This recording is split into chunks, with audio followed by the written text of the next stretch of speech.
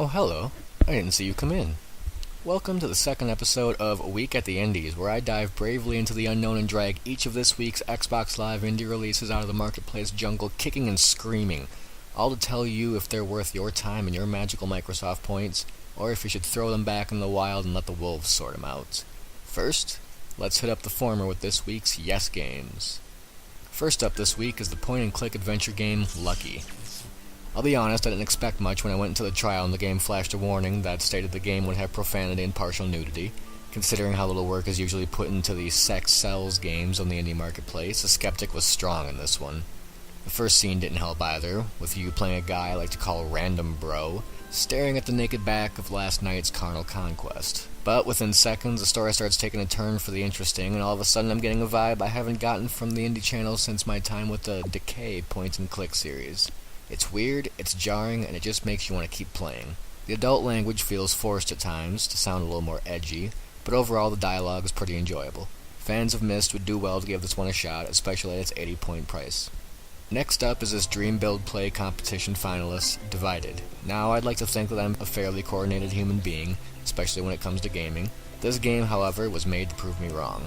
Divided is a platform that has you taking control of a little blue blob that can split into two smaller blue blobs. When you do this, you have to control both of them at the same time. One you control with the left analog and bumper, and the other one laughs at you as you attempt to move him along with the right analog and bumper. Okay, he doesn't really laugh, but after the way I played, he damn well should. You use these two blobs, here on out called left and DER, to activate switches, solve puzzles, and reach platforms that you couldn't with just one larger blob. The platforming itself is almost too simple, with only left and right movement and no variable jump height, but after playing the trial and watching DER wiggle around, I think that might be for the best.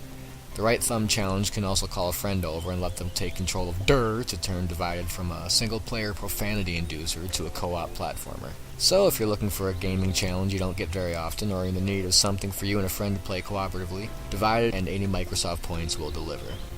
And last in the yes category is Dream Build Play prize winner and my personal favorite this week, Ninja Crash.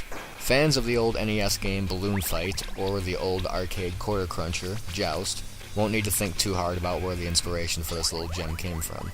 Ninja Crash has you in control of a team of 4 ninjas on a mission to recover their master's mystical block of cheese. Yeah, cheese, you heard me right. From some evil-looking undead overlord that shoots fire. And they'll do it the only way a ninja should, by strapping some lanterns to their backs and taking to the air for whatever reason. Lucky for you, the enemies did the same thing, and now it's the battle to burst everyone else's bubble. Balloons, lanterns, something, whatever. You'll do this through 9 increasingly difficult stages, starting off simple with some platforms and a little water, and working up to stages filled with spikes and lava and stuff, and a lack of places to land if you end up with your wings clipped, all in preparation for the final boss battle to steal back your master's rightful dairy products. If you happen to have some friends around, one of them can join you for some cooperative campaign action, or up to 4 of you can throw down in a few different competitive multiplayer modes, something I'll definitely go into more detail about in a complete video review of this game. Add in some unlockables, 3 difficulty levels, some extra goals, and a nice bit of Saturday morning presentation and polish with the visuals and soundtrack, including a fun instrumental of La Bamba during one of the stages, and you have a game that asks you for a paltry 240 Microsoft points, which had me throwing my wallet at the screen before the trial was over. And starting off our worst of the worst, this load of Avatar What the Effery, Sky Islands. Truth be told, I don't know what to tell you with this. You start off with your avatar going to Hogwarts or some crap, but only either sitting in his dorm room or going out and getting violated by gangs of giant black cubes. You're given spells, but hell if I could cast either one of them with all the mana I didn't have. You're told to knock down some obelisks, but over the 2 times I played the trial, I found 1, and all it did was fall over as cubes continued to put it in my butt.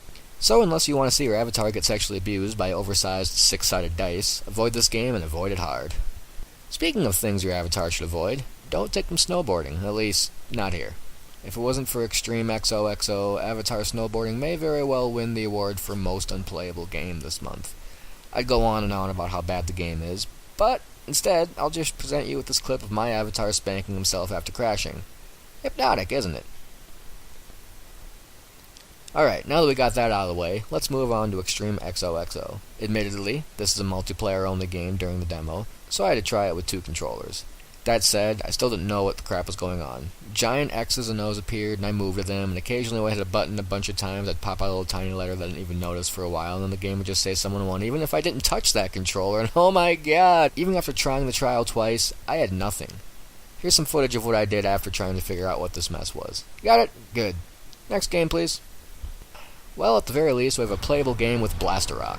Taking some notes from the old classic Asteroids, Blastarock puts you on galactic janitorial duty, cleaning up rocks by expending billions of dollars worth of ammunition and fuel. The game really didn't play all that badly. In fact, aside from a few instances where I'd just shoot bullets through gigantic oncoming rocks for a while before the game registered I was hitting my target, it worked like it should.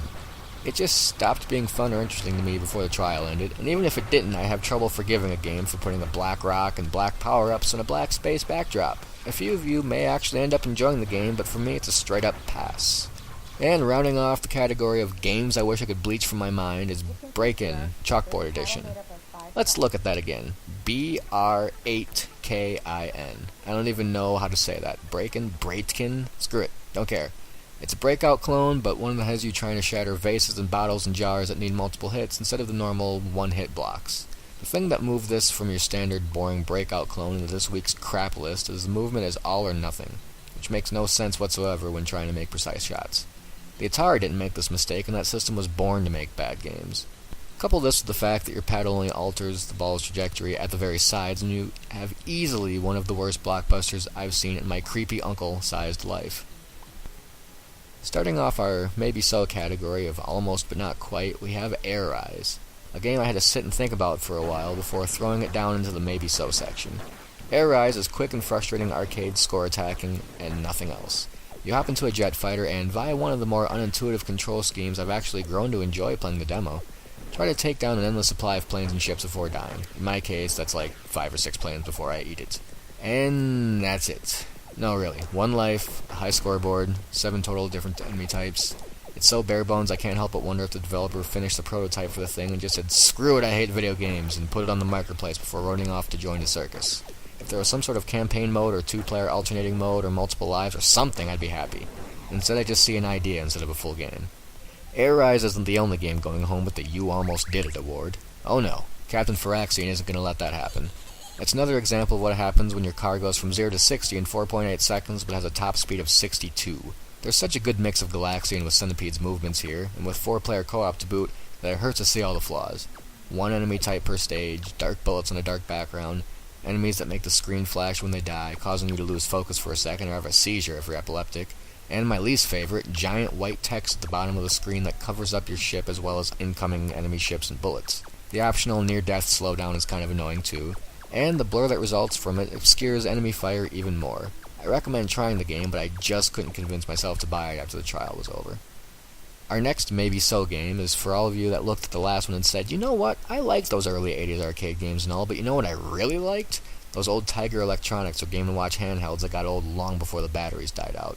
Well, someone heard your calls, because here we have Nessie, a game where you control the Loch Ness Monster and try to keep out of sight of curious fishermen. Nessie is probably the closest thing you can get to playing some long-forgotten Game & Watch handheld without actually buying one on eBay or getting one through Nintendo's reward site. Even the instructions are done to look like an old booklet. It's crazy how well they capture the exact essence of old handhelds, and it's a huge trip down memory lane, but much like the old games, the fun wears out within a matter of minutes. For some of you, however, the smile it puts on your face for those few minutes is worth the 80 points, and that takes Nessie from no to maybe so. Another game I had to move from no to maybe so was Arrow in the Knee. That's right, in the knee, not to. Is it played out mean copyrighted? I don't know. Arrow in the Knee has you shooting oncoming attackers with an endless supply of arrows that for whatever reason you have to reload like a gun magazine. Shoot the oncoming knights in the knee with a charged up arrow, they join your side and help fend off attackers. Other enemies like ninjas, dragons, and giants show up as well, storm the castle, but connecting the arrow bone to the knee bone doesn't quite get them to join your ranks. Between each wave, you can buy power-ups and such, and friends can join in for 4-player co-op. The game looks like it gets stale after a while, but the fact that I wanted to write this game off immediately because of the name, and yet ended up having at least a little fun by the time the demo was over, got me to throw this one in with the maybes. And our last for this week is the one-button flying game Mobius. You heard that right, one button. You tap or hold a button to cause a missile to go up, and let go of the button to let it descend. Keep doing this to avoid walls, and even more walls, while trying to collect coins for extra lives. Keep doing this even more for a higher score. And believe me, you will try again immediately after you lose your last life. Mobius fits squarely into one more game territory, and just may get a purchase out of you by the time the trial is finished. Others may either tire of the game before the demo is done, or have some other one-button avoid walls game, and don't need a second one. And that's it for this week. Thanks for watching, and tune in next week for another batch of Xbox Live indie games. I'm Hogosha, and I'll see you then.